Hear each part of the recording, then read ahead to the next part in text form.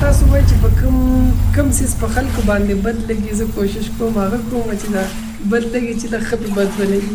هغه کولی م اوس رجوع شم لکه چې خلک وي چې دا په کیسه نوی مذهب راشي په کیسه بل شی لانچ کړو څه نوی شی راوړو دا خو نوی شی نه دی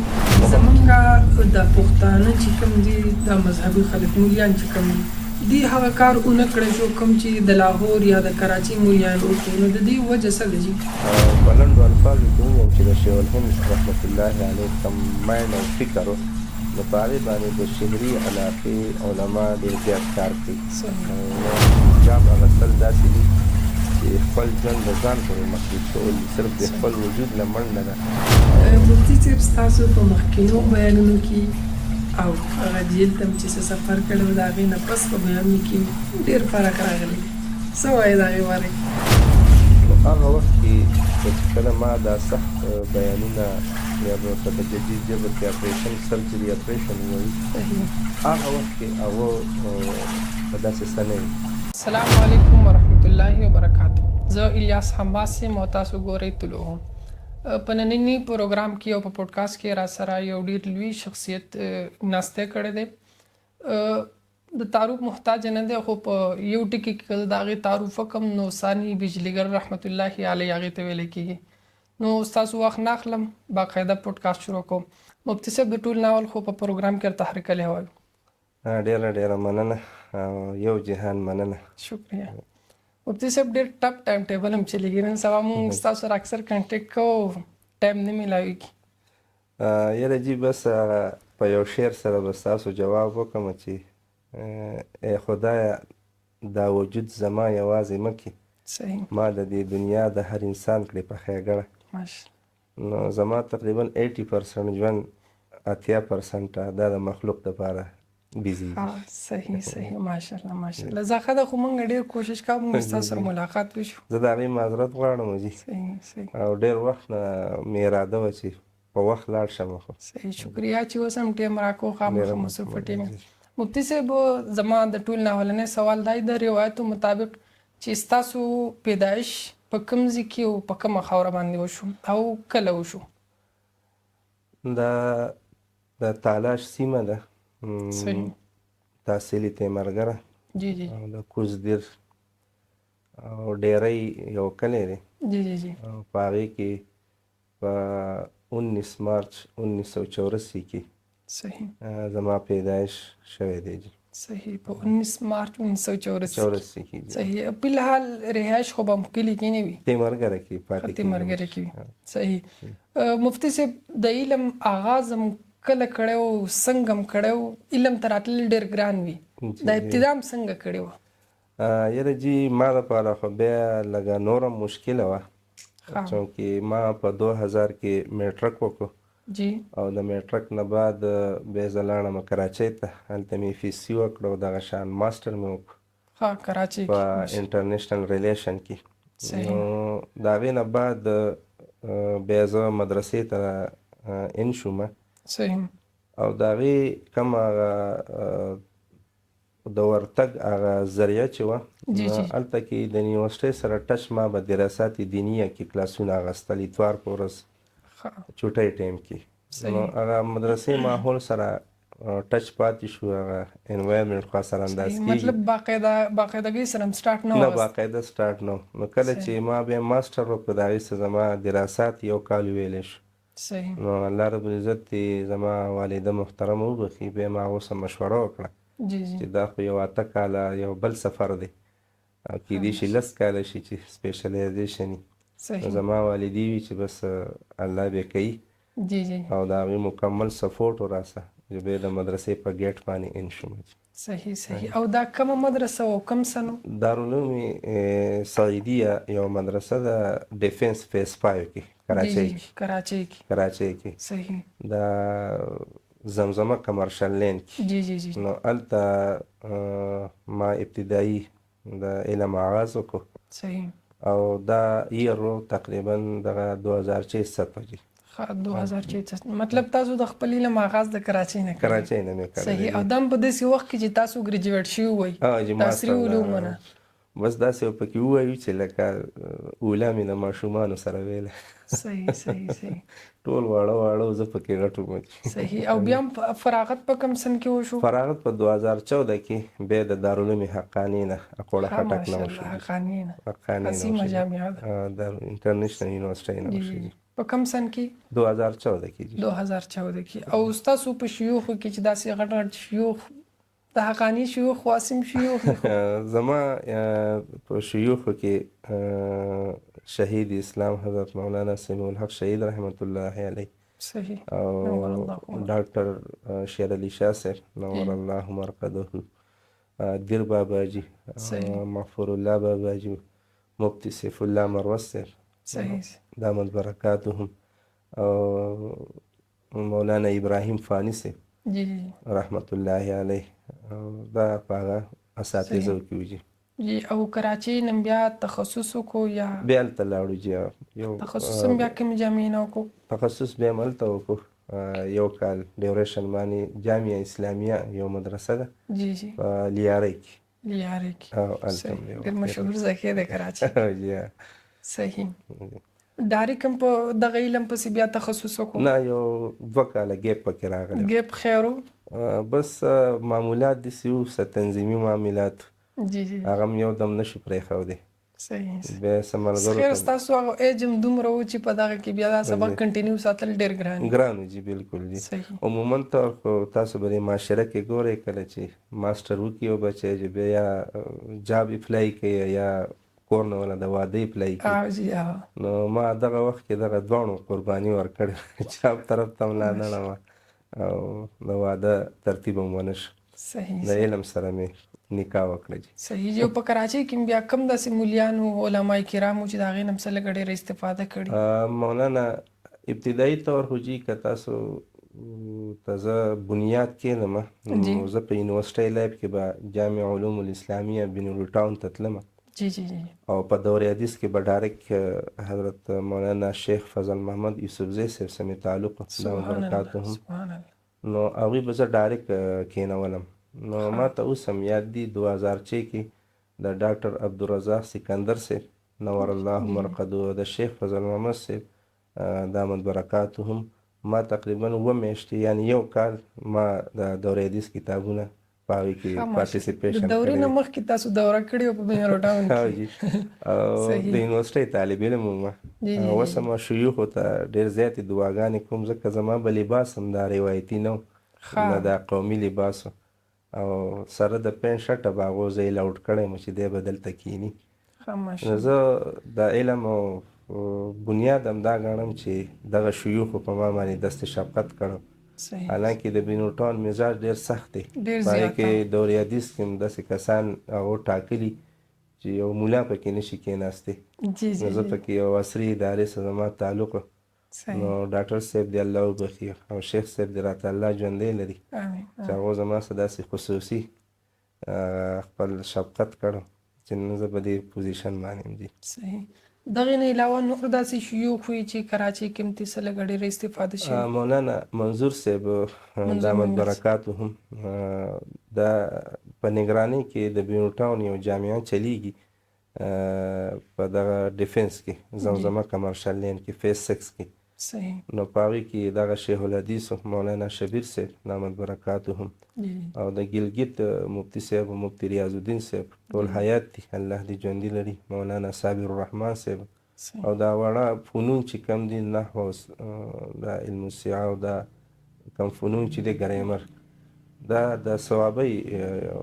زموږ استاد محترم هلته پاتې کېږي مولانا عارف صاحب دامت برکاتهم. نو دغه زما په استادانو کې هلته شامل دي. مفتی صاحب سوال خو مخکې کول پکار خو زه به اوس کوم د علمي میدان ته په خپل راغلی وای که د چا د وجې راغلی وای چې ډېر زیات ګران کار وخت تاسو وي، نو خپل شوق مو چې داسې علمي سفر هم د هغه سټوډنټۍ لایف نه شروع کو، بیا پکې پراپر هغه اولاد هم داخله وشو، دور حدیث هم وشو، تخصص هم وشو؟ یاره جی زمونږ خو کورنۍ علمي ده. زمونږ نکاح مولانا خان باچا صاحب مرحوم رحمت الله علیه جی سرکاري خطیب هم اسلام آباد کې پاتې شوی دی، نو یو علمي کورنۍ وه. خو بهرحال زما رجحان بیا دغه طرف ته نه زما داسې دا میډیا سایډ او دا سایډ باندې زما هغه رجحان نو هلته بیا هم ما په یو چینل کې م کار کو روزنامه معاشر په طالبۍ زمانه کې مې د پریس کار هم کو ریپورټر وم او د هغې سره سره نور هم اکټیویټیز یو 2 کاله میډیکل کې هم پاتې شوی وم. دغه سوال ته به راځو مفتي صاحب. حاجي دا زموږ یو سورس خو بهرحال زما د راتلو بیس چې تاسو د سوال جواب چې کم دی نو زه هم د دارالعلوم دا کوم جامع علوم الاسلامیه بینو ټاون کې د دې 2 مشرانو چې یو حیات دی او یو په سفر د آخرت دی زه هم د هغو په دې پیریډونو کې ګڼټو کې دا ناسته مسلم شریف کې او بخاري شریف کې دغې ماحول کې چې کېنولی وم زه هم زما بنیاد هم دغه 2 مشران دي او دغه مشرانو څه چې چا کېنولی وم نو د هغه مفتي صاحب نوم مفتي خالد محمود القاضي د دې شمشي خان سیمې سره هغوی تعلق ساتي. ستاسو د نوم هغه نسبت هم څه لږ ډېر هغه ته کېږي رشته هم ده جي او بل دا دی چې هغه د انکېدو ذریعه هم وه نو زه هم هغه تاده چې ورته ویلی کېږي نو هغه وښودې وه او بیا د دغه 2 مشرانو شیوخ نو هغه ماحول یې راته داسې پرووایډ کړی نو د ماحول نه خو بیا اثر اخیستی کېږي نو بیا د علم طرف ته د مدرسې طرف ته ما قدمونه ګامونه کېښوده. صحیح. مفتي صاحب ستاسو ماشاءالله علمي د دیني علومو باره کې زما خیال چې ستاسو دا دغه لږ محدود به په دې عصري علومو کې تاسو ډېر څه کړلي. جی بالکل. نو هغه قصه وکړئ هغه ابتدا هم څنګه وکړو بیا هم څه کورسونه وکړو څه ډګریانې مو اخیستې؟ یاره جی اف ای سی خو ما هلته وکړه دا خو هغه د روټین هغه ترتیب دی او د هغې نه بعد مې په سوشیالوجي کې بی اے وکړو او بیا انټرنیشنل ریلیشن ته لاړم خو ډېر سره ټچ د کمپیوټر سافټویر انجینیرینګ او د هارډویر حوالې سره او داسې یو 2 کاله مې میډیکل پریکټس هم کړی یو کلینیک مې به چلو کراچۍ کې ډاکټر هم یو 2.5 کاله 3 کاله پاتې شوی وم. د هغې نه بعد بیا چې کله زما د طالبۍ سلسله شروع شوه نو پای کې به مې د ادارې کمپیوټر لیب هم چلو کلاسونو حوالې سره یا پای کې څه میکینیکل څه مسلې راتلې دغې سم ټچ وم او داسې سوشل اکټیویټیز کې خو بیا دا فولیو ویکسینیشن دی دې کې ډېر وخت پاتې شوی یم سکاوټینګ کې مې پاکستان جمبوري بیچ پاس کړی دی او داسې نور هم ډېر صحیح خو بهرحال هغه ستاسو ما یو انټرویو اورېدلی و چې تاسو پکې ډېر زیات تفصیل ویلی و خیر اوس اختصار هم پوره دی. اصل کې چې هغه فایل ترې راوالم نو زه اکثر ملګرو ته یم چې فایل ډک شوی دی نور پکې ځای نشته الحمدلله. په بهرحال هر یو لاین سره تقریبا ټچ پاتې شوی یم خپل فیورټ کم شعبه چې و نو هغه زما د میډیا سایډ و نو پای کې تقریبا داسې 4 کاله ما هلته په یو اخبار کې کار کړی د هغې سره ټچ پاتې شوی وم. صحیح. مفتي صاحب که تاسو یو عالم دین نه وی یو مفتي نه وی نو څه به وی؟ زه به سفارتکار وم او یا به انکر وم. انکر به صحیح. مفتي صاحب دا راته ووایي چې تاسو میډیا ته څنګه راغلی؟ زمونږ مولیان زه سوال لږ تفصیلي کوم زمونږ مولیان چې کوم دي نو هغه نن سبا د دې میډیا نه ډېره الرجي کوي څه ټیم مخکې خو میډیا بالکل حرامه وه نن سبا الرجي کوي نو تاسو دې فیلډ ته څنګه راغلی؟ ابتداءً خو جي کله چې 2010 کې د کراچۍ ډیویژن د یو تنظیم دی سټوډنټ جمعیت طلبه اسلام د هغې د ډیویژن صدر شوم نو هلته کې وسما یو چینل کې هم کار کو اخبار کې هم کار کو نو هغه ټچ او هغه اهمیت د هغه ځایږي نه پته لګېده او ما محسوسولم دا چې نن سبا خو ټول میډیا وار دی پروپیګنډا وار دی بل زموږ سوشیالوجي چې مونږ کوله نو په هغې کې یو مکمل چپټر و چې پروپیګنډا وار جنګونه نن سبا په ټینکونو نه ګټلی کېږي په پروپیګنډا ګټلی کېږي نو بهرحال زه بیا په خپله اداره کې په مدرسه کې د میډیا حوالې سره ما د مدرسې خدمت کولو مدرسه کې څه اکټیویټیز معمولات و هغه ما د کیمرې په سترګه خلکو ته راوستل نو یو خپل مایند مې دا و چې یاره د وخت سره د هغه وخت حالاتو نه فایده چوتول او د اسلام لپاره هغه استعمالول او په هغه وخت کې یو سکالر مې اورېدو نو هغه مې چې دا واعد لهم ما استطعتم من قوه کې دا قوه لفظ چې دی د الله رب العزت نکیره راوستی دی معرفه کړی نه دی نو هر قسم هغه اکټیویټیز چې هغه اسلام ته فایده ورکوي انسانیت ته فایده ورکوي نو هغه په دې قوه کې کېږي. نو د میډیا صحیح استعمال او د اسلامي اکټیویټیز یا سوشل اکټیویټیز دا د کیمرې په سترګه د میډیا په سترګه راوستل دا هم د اسلامي بنیادي وقتي د دې جدید دور خدمت دی. نو په دې لیول باندې هم زه به د خپل استاد محترم چې پی ایچ ډي م کړې ده او د بینوټاون فاضل هم دی ډاکټر قطب الدین عابد صاحب چې نن سبا د مفتی محمود اکیډمۍ وایس چیرمین هم دی. نو هغه دې طرف ته بیا زما ذهن جوړ کړو او یو دوه ورکشاپ یې مونږ د الخیر ټرسټ کراچۍ زیر نگرانۍ میډیا ورکشاپ یې وکړي او د هغې نه بعد ما بیا په دې سوشل میډیا او په دې پرنټ میډیا باندې قدم پروفیشنل کې اخوځي. صحیح. مفتی صاحب زما یو سوال دی ډېر اهم سوال دی سپیشل زه د پښتنو مولیانو نه کوم هغه دا چې زمونږ د پښتانه چې کوم دي د مذهبي خلک مولیان چې کوم دي دی هغه کار اونه کړی شو کوم چې د لاهور یا د کراچۍ مولیان وکړو نو د دې وجه څه ده جی؟ یاره جی زه خو چې ګورم نو د شهري علاقو خپل ماحول وي د هغې ضروریات وي هلته فتنې هم ډېري او مشکلات هم ډېري خو د مشکلاتو سره بیا سورسز هم اویلیبل وي مهیئ او د هغه ځایګي علما کاروباري مایندډ وي ځکه چې د ښار هغه اثر پرې موجود وي. صحیح. او بل دا چې زما نه د دې ځایګي علما خفه نه شي خو بهرحال د هغوی د مطالعې هغه دغه هم لږ وسیع وي. ما چې کوم علماو سره کراچۍ کې پاتې شوی یم په لنډو الفاظو کې ووایم چې د شیخ الهند رحمت الله علیه کوم مایند او فکر نو په هغې باندې د شهري علاقې علما ډېر زیات کار کوي. صحیح. نو دلته به زه وایم چې یا هغه سورسز نشته او که مین فیکټر پکې زه انوالو کړم دلته مین سیس چې وجه زما د ذهن مطابق نو هغه زموږ د دې ځایګي د علماو شدید غربت دی او یو ګیله م پکې ده چې لکه د غربت ختمولو لپاره بیا سټرګل هم نشته خو بهرحال زه به دا ویم چې دا هغه دیهاتي علاقې دي او دلته هغه شانتې حرکت چې کوم په شهري علاقو کې دی نو هغه نه کېږي خو زه به ویم چې اوس نه دا زه یو 4-5 کاله مخکې خبره کوم اوس حالات ډېر بدل دي ادارې عصري ډېرې شوي دي او یونیورسټیان او کالجونه او دغه طرف ته خو ډېر نه ځو خو لکه د الهاد کومه سیلاب چې روان دی نو هغه ډېر په تیزۍ سره روان دی شور خو نه کوي خو خلک یې ډېر ویوړو جدید ذهن یې ډېر ویوړو نو زه یم چې موږ لا اوس د دې علاقو کوم چې دیهاتي علاقې دي پسماندلي دې علماو له فکرمند کېده پکار دي او په دغه ادارو باندې خپل ګامونه قدمونه ایښودل ضروري دي. صحیح صحیح. مفتی صاحب ستاسو کوشش کوو چې موږ ستاسو هغه څیزونه ډسکس کړو چې ستاسو حوالې سره دي سټارټ کړو. تاسو ماشاءالله ګورم کله کله سیر و تفریح ته ځئ راځئ او ډېره زیاته کوئ نو دا د شوق نه کوئ که څه داسې ملګري غالب شوي دي چې هغې هم ځان سره بوځي؟ یاره جي بس داسې کله کله دا ژوند دا معمولات او دا اکټیویټیز دا سړی ستړی کړي نو د ستړي د ختمولو لپاره کله کله د ملګرو ته ویم او د هغه ګیدرینګ جوړ شي راغونډې کوم ځای هم راځئ چې یو سفر وکړو. صحیح صحیح. نو د هغه سفر سره هغه وجود ته تازګي راشي او بل د محمد رسول الله سیرت هم چې مونږ ګورو نو په هغې کې هم داسې سفرې راغلي دي د ریفریشمنټ لپاره خاص کر الله رب العزت چې د معراج دا سفر هم کو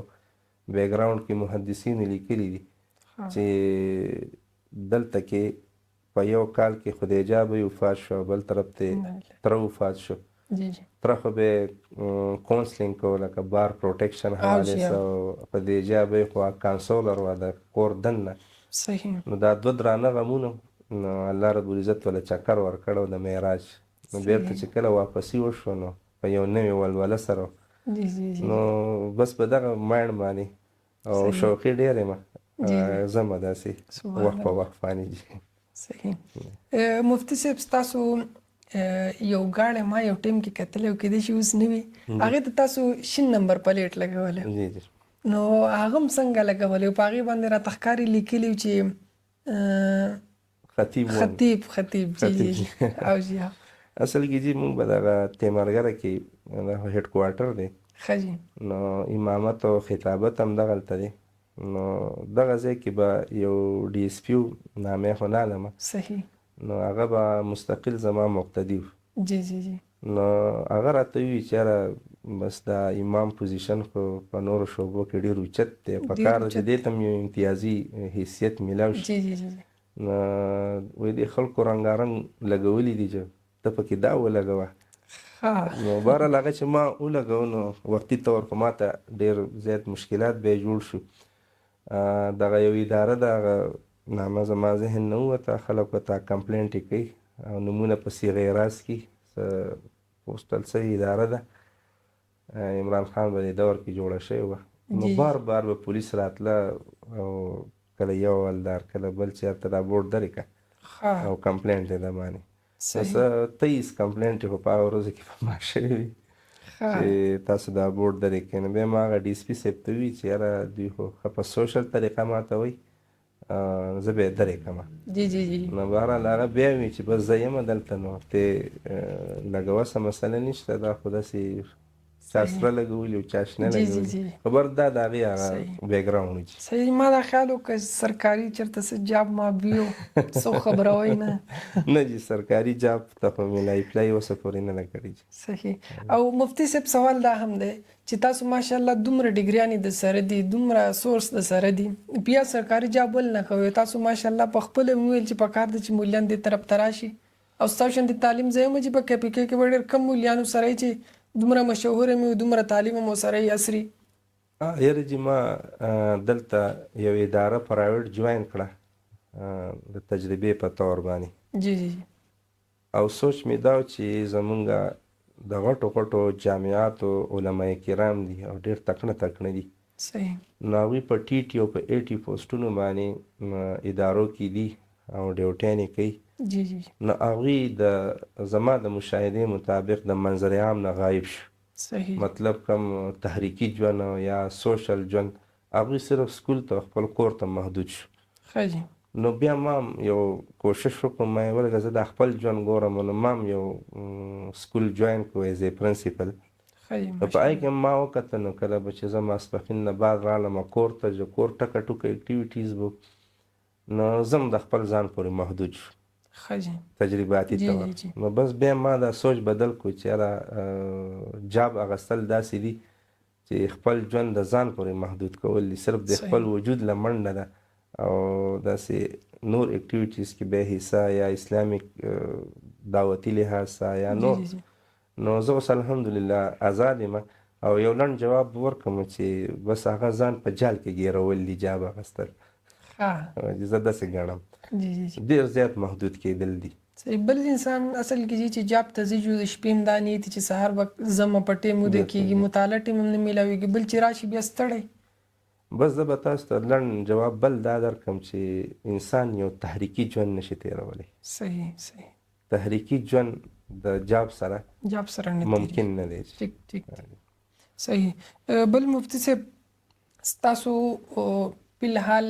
داسې څه درس و تدریس که څه سلسله وي یا ستاسو ماشاءالله ختم نبوت چې کوم اکیډمي د هغې باره کې هم دې ناظرینو ته څه ووایي چې دا اکیډمي څنګه ده اوس څنګه یې چلوئ یاره جي د اکیډمۍ حوالې سره خو زمونږ ترتیب داسې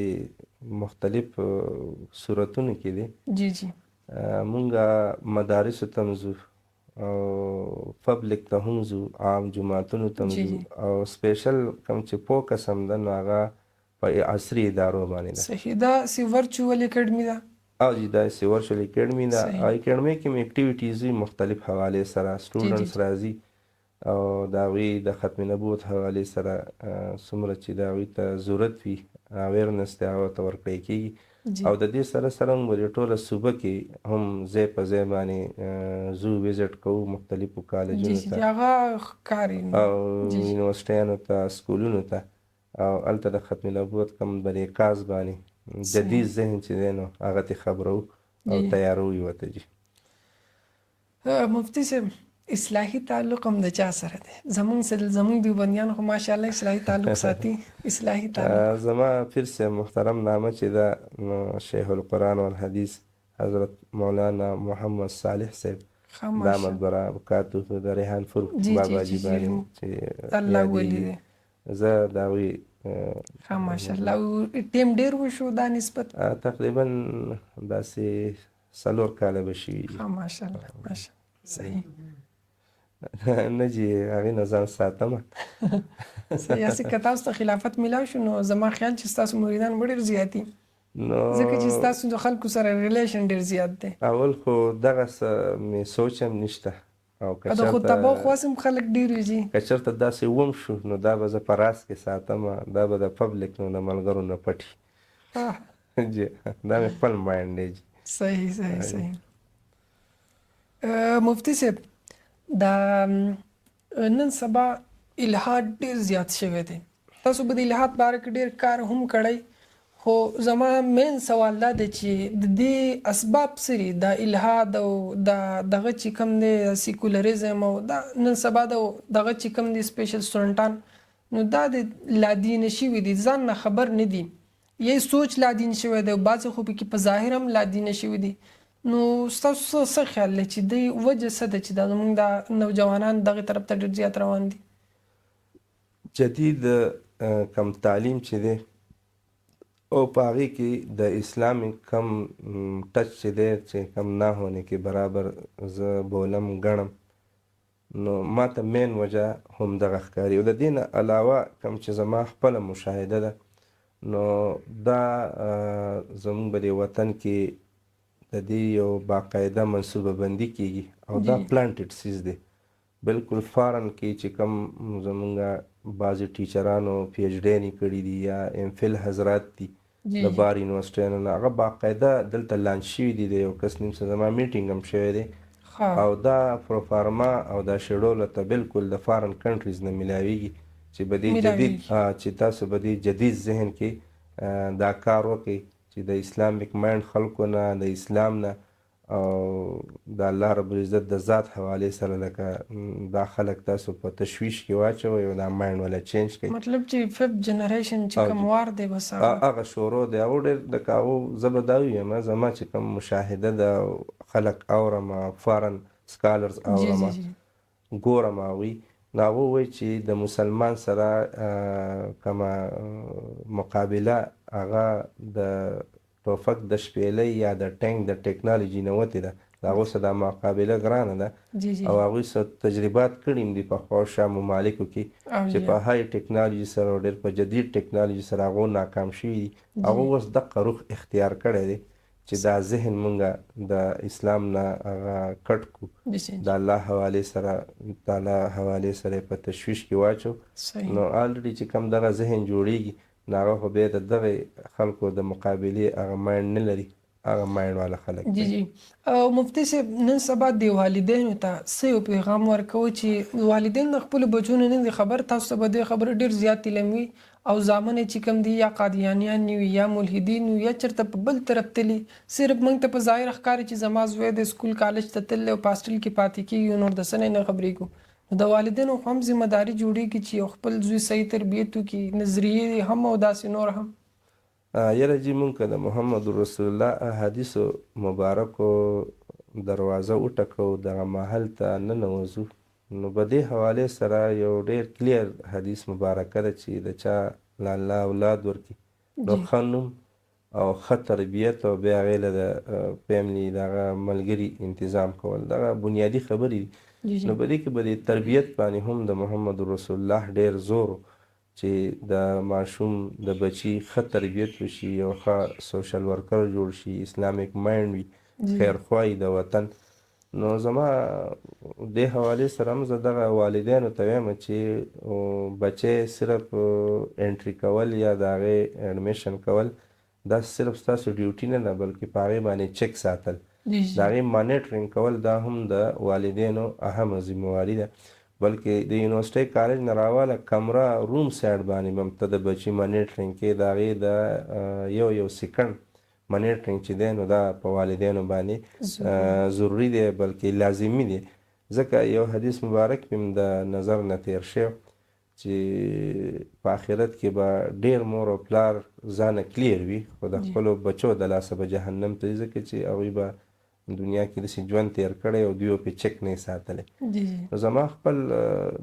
نقطه نظر خو به سایډ ته کړو خو اسلامیک پوینټ آف ویو څخه چې موږ وګورو نو د عینواله د زړه پورې چیک اپ چې دی نو دا د والدینو ذمهواري ده چې د هغوی په ژوند نظر وساتي. او چې نه د ټیچر ذمهداري ده نه د یو مسجد د امام ذمهداري ده صرف د والدینو والدینو ذمهواري ده چې دغه کیمرا ورک کوي او هر ټایم د هغوی په نوټس کړي.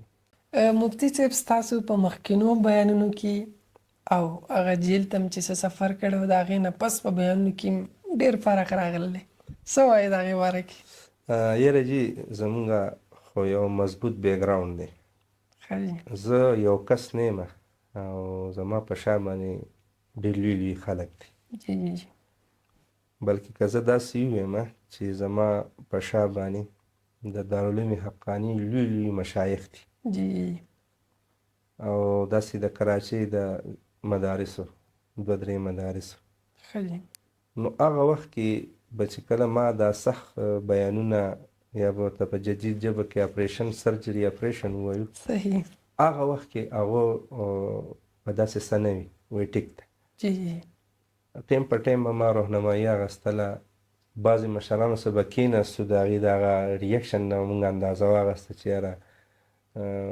جواب په ها کې دی که نه کې دی که نه یو مشر هغه اندازه مینې ته به م کتل. خو کله چې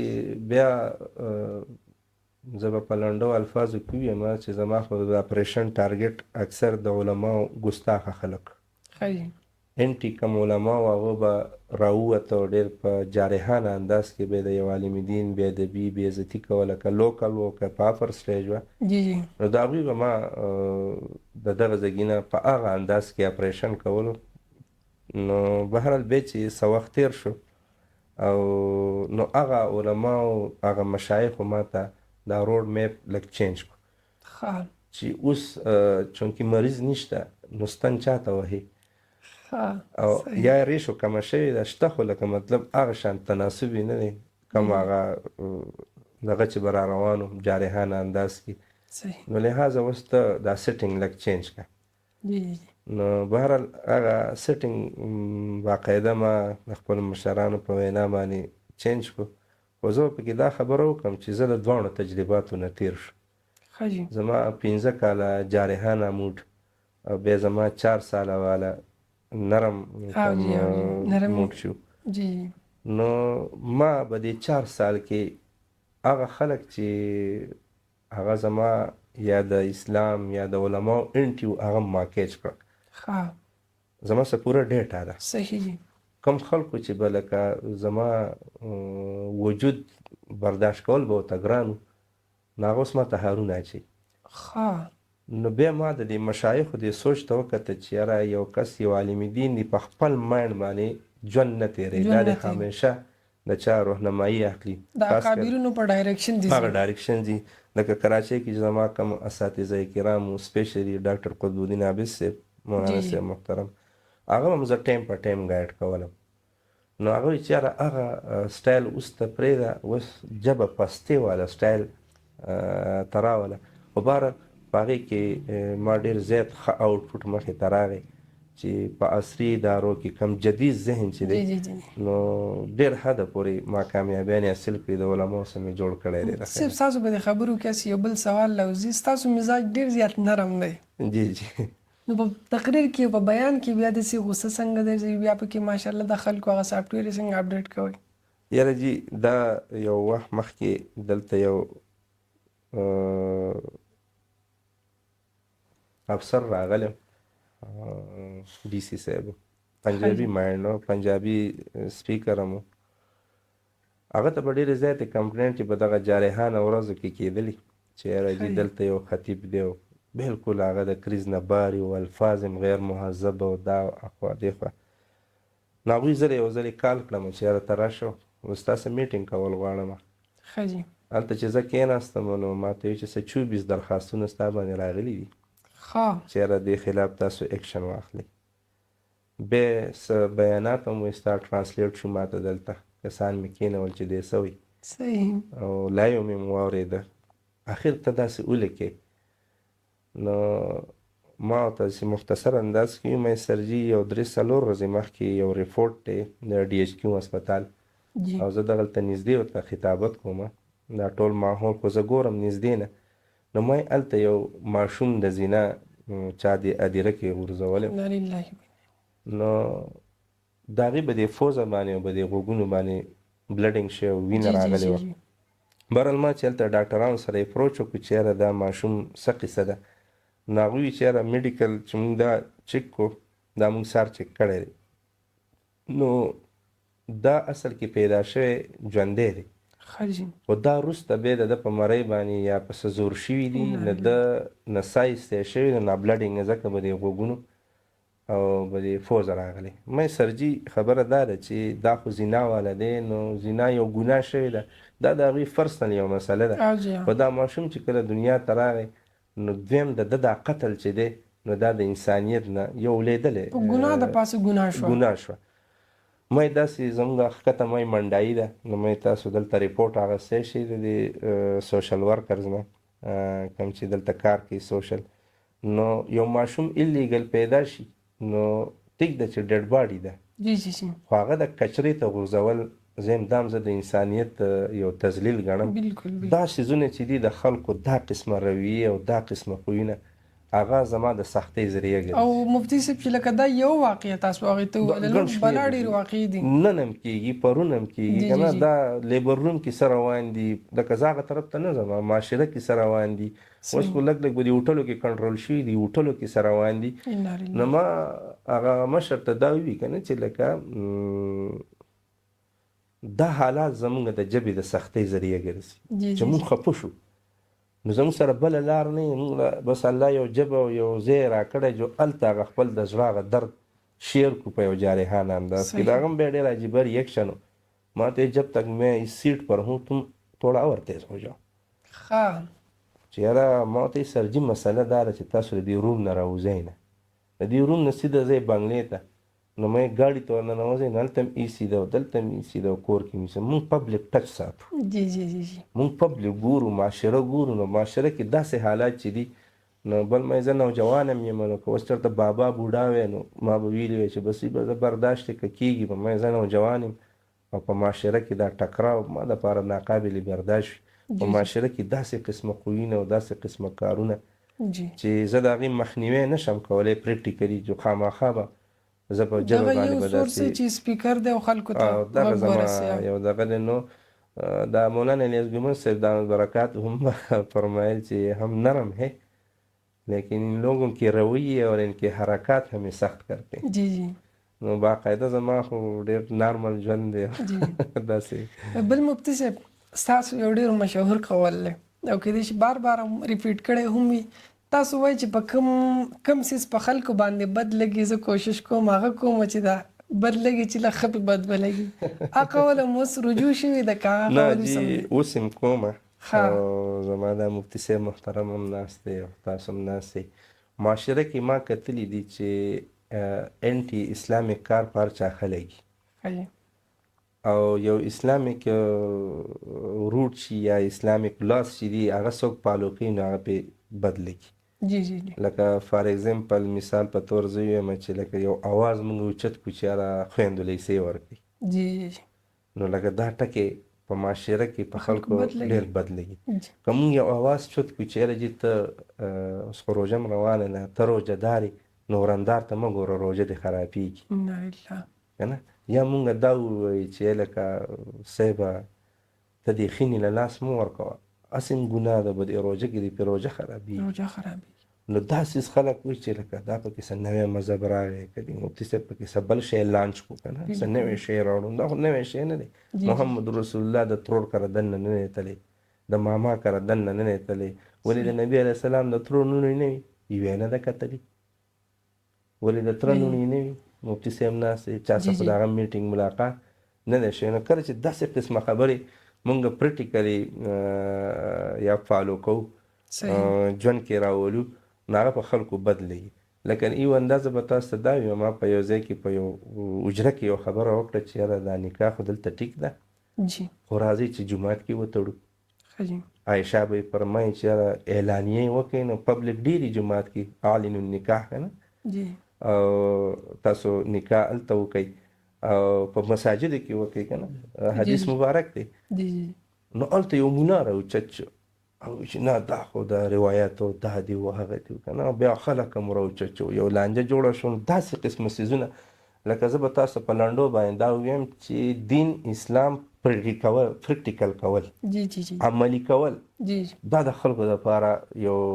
ګران او مشکل کار دی. مشکل او برداشت هم ورته ګران چې یاره دین خو زموږ د ټولو خوښ دی. جی جی د دم خوښ دی د دم خوښ دی د ټولو خوښ دی خو عملي کولو دا کم کانسپټ چې دی دا زموږ په معاشره کې نشته او نه دې ته څوک تیار دي. نو ما به دغه خبره کوله چې یاره زه د محمد رسول الله ژوند کاپي کومه او بې پریکټیکل کومه نو دا خو په خلکو باندې ډېر بد لګي او ډېر اوږدو واقعاتو ته هم نه زما یو ځای کې زه د دې میراث په تقسیم کې کېنولم نو ما چې قلم راواغسته نو ما یې ورونه څو دي خویندې څو دي نو دا ټکې ما خو ځانه سر ښکته کړ او خپل سټایل کې ناست وم نو بیا مې داسې نظر مظر واچو نو ماحول یو دم چینج شو. وایي چې راوړئ او دا راوړئ او اخوا دې خوا راوړئ زه یې په هغې کښې مصروفه کړم او بیا وایي چې یاره مفتي صاحب نن خو ډېر زیات ناوخته شو او دا مسله به چېرته بله ورځ کړو. بس ما سوچ وکړو چې خویندو ځمکې سر وخوړ خویندې محرومه پاتې شي بس لاړې چې زه دې ځای نه ووتم او بېادبي دې مافي فرمایي زه داسې بل ملا نه ګورم چې هغه به دې پلیټفارم باندې د قلم به دې نوکه باندې د خور نوم ولیکي د خور دپاره به دې جرګه کې اواز اوچت کړي او بل هغې به داسې ملا ګوري هم چې هغه بس کار وکړي او بس هغه چېرته شواړه باندې یا او زه اکثر خو ویم هم دا ملګري بیا خاندي مې زموږ په پښتو معاشره کې یا په مسلمانانو کې خور چې ده نو دا کور ته په غونځاخو رخصتېږي او ګور ته په کفن رخصتېږي د دې نه علاوه نور هېڅ نه. نو بهرحال تاسو د سوال مطابق تاسو خپل هم دا وګورئ کله چې تاسو یو اسلامي اکټیویټیز کوئ نو معاشره کې به ستاسو مخالفین چوتېږي. نو زما د قول مطابق دغه چې زه یو شرعي عملي کار کوم نو په خلکو بد لګي نو زه بار بار کوم. صحیح. مفتي صاحب دا سوال هسې اوس مې ذهن ته رالو او ډېره غټه علمیه ده چې احادیثو کې که مونږ ګورو نو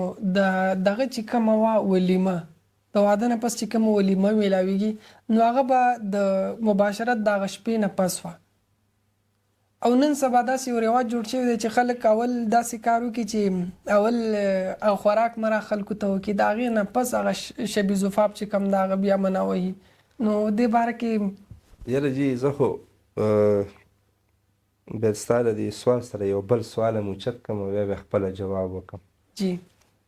د ولیمې نه مخکې د نکاح چې کوم زموږ طریقې کار دی نو دا زه یم چې که داسې ډېره مبالغه وکړم ډېر مخکې لاړ شم دا په یو مذهب کې هم جایز نه دی. دا زموږ چې کوم طریقې کار دی شریف انټرویو سره طریقه دا ده چې کله څوک زویله یا یو نوجوان دی ځان له د ملګري انتخاب کوي نو دوی له لیده کاته ضروري دي چې د دې په نظر فري وځي. باقاعده دې کې حدیث دی هغه یو حدیث مبارک کې راځي چې یاره ما ته نبي علیه السلام ته چې نکاح راله وتړه نو ما ته وایي چې لیدلې دې وه هل نظرت الیها ما ته چې ما خو نه ده کتلې ما ته وایي چې اول یې وګوره وروسته به نکاح تړم. نو بیا هغه صحابي وایي چې هغه پخوانی دور و خامخا سختي و نو زه به هلته کجورو باغ کې تاوېدم راتاوېدم چې اوس تورسرې وینم وایي ډېرې ورځې تېرې شوې نو یو ځل یې د کور د خشا کې راچیلو وایي نظر مې پرې ولګېد وایي سیده رالم د مدینې منورې د جانان خواته چې ومې لیده نو نبي علیه السلام یې بیا پیرنټس مشران راوغوښت او زما نکاح وتړلی شوه. یو دغه ځای کې زموږ نه میسنګ کېږي زموږ نوجوانانو نه دا لاټرۍ نه اچولی کېږي مور او پلار بس ما خوښه کړې ده نو بس بیا چې کله هغه مخامخ شي یو بل ته زه په هغه تفصیلاتو کې نه ځم هغه واقعیت بیا مونږ ته راځي نو هغه بیا ډېر د مجبورۍ د پښتو ژوند تېری وایي اوس مې پښتو د پرېښودی نه شم. مفتي صاحب زه یو خبره اټ کوم زموږ پښتانه یا بالکل غلو کوي یا ښه بالکل هغه لاو میرج یا بالکل ارنګ میرج داسې وي چې بس شنه اسمانه تندري چې بس یې راولوېدو او یارانه اخوا هم شریعت کې جایز نه ده او دا بل سیټ چې دی نو په دې کې بیا اکثر مونږ داسې خبره د علما کوي چې که فرض که ته خپله د لیدو ستا د پښتو خلاف ده یا هغوی ښه نه ګڼي نو چې بیا ستا فیملی ممبر کې ستا خویندې دي یا ترورینې دي یا هغو دې وګوري نو هم ټیک ده خو ګوره زه حضرت زه د دې خلاف یم ځکه چې ما ته سوالات راځي ما سره خلکو مسایل شیر کوي په دې کې ما ته ډېر داسې هلکان راغلي دي چې ما خور ته حواله کړی و خو اوس مې هم خوښه نه ده نو زه هم د شریعت اول شریعت نه بره هېڅ هم نشته زه هم د شریعت دا لار ټیک ده ما سره اوس هم داسې یو دوه درې نوجوانان شته چې هغوی له میندو یو له خور کړی داسې شته اوس هم خو هغوی چې کله د خپل کور ودانې سره مخامخ شوي دي نو هغوی چېرې زموږ نه ده خوښه اوس ورسره مجبوره ژوند تېرې باقي ولیمې طرف ته راشو نو ولیمه کې ولیمې دا خوراک او دا زردې دې ته ویلی کېږي دا په خوشحالۍ کې خوړلی کېږي چې کله دا جوړه یو بل ویني نو زه اکثر ملګري چې ما انوایټ کړي نو زه ورته دا خبره کوم چې یاره ولیمه ده که خیرات دی نو هغو بیا ما نه خپله تپوس کړي چې مطلب دې څه دی زه ورته یم ملکه که تا جینۍ لیدلي د نکاح نه بعد ټیک ده که اوس دې نه لیدلي په واده کې خیر ده خو که مخکې د هلکان خو ډېر تیز وي که نه د ترور که راځي وایي د ترور تپوس کوم نور هلته بله لوبه وي که نه نو که لیدلي دي نو بیا خو دا شو چې تا ته خوشحالي میلاو ده او تا خپله کور ودانې کتلې ده نو چې زه درشم نو دا ولیمه ده او که تا نه یې کتلي نو دا یو عام خیرات دی زه به درشم خیراتي ډوډۍ به وخورم خو دې ته ولیمه واده نه ویلی کېږي نو بهرحال زه دې دپاره هم یو عملي کار په کار دی او ما به دې کې هم ډېر حده پورې کامیابیانې حاصل کړي دي کوم چې زما سره ټچ ملګري نوجوانان دي زه د هغوی والدین په اعتماد کې والم او به دغه شپه باندې زه هم دې ګیټ ته رانږدې کړې کمرې ته دې دننه نه ځم بس په یو بل نظر ولګي چې په سور کې نو زه یم د دې شپې په نسبت کې دوی صرف داسې نظر کتنه هم کېږي دا هم د ولیمې دپاره مفتیان کرام لیکي چې دا کافي ده ډېر ټایم تېرولو ته ضرورت د لیدلو نه داسې ولیمه وشي نو هغه ولیمه بیا بعد کې کول پکار وي که نه بیا یاره چې سنت ادا نه شي سنت ولیمه لکه زموږ خلک چې څومره خرچې په دې ولیمه باندې کوي نو دا رسم دی او سنت نه دي بس زه ورته بیا یې خلفظ ورکوم خیراتي ډوډۍ ده خیراتي ډوډۍ ده صحیح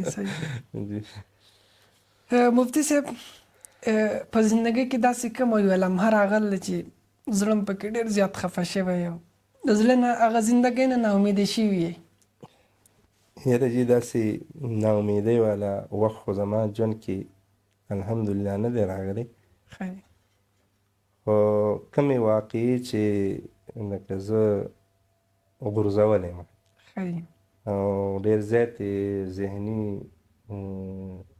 مفلوجه به ورته ووایو ذهني پالج اټیک راته شوی دی نو هغه راته د والدې په رحلت شوی او بس دغه زما بل مفتي صاحب په زندګۍ کې هم داسې څه یو خاص عادت دی چې د هغې ډېرو خلکو ته پته نه وي که ناظرینو ته مو ښودل هغه عادت یې خپل کړو نو د هغې فایده به وي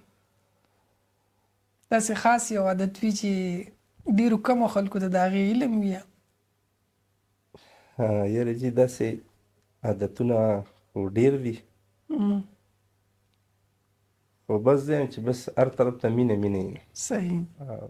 مینه مې یو لوی کمزوري ده هر چا ته یې ورکوم